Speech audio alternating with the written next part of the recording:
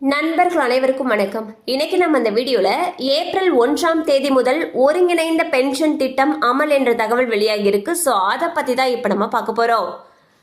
மத்திய அரசு பென்ஷன்தாரர்களுக்கு ஏப்ரல் 1ஆம் தேதி முதல் ஒருங்கிணைந்த பென்ஷன் திட்டம் அமலாகும் என்ற தகவல் வெளியாகியுள்ளது.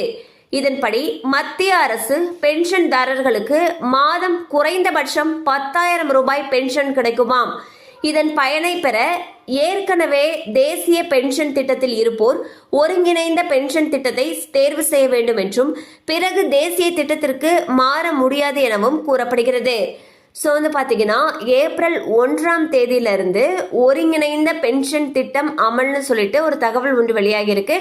ஸோ இந்த திட்டத்தின் மூலமாக மத்திய அரசுடைய பென்ஷன்தாரர்களுக்கு மாதம் 10,000 ரூபாய் வரைக்கும் குறைந்தபட்ச பென்ஷன் பணம் வழங்கப்படும்னு சொல்லியிருக்காங்க.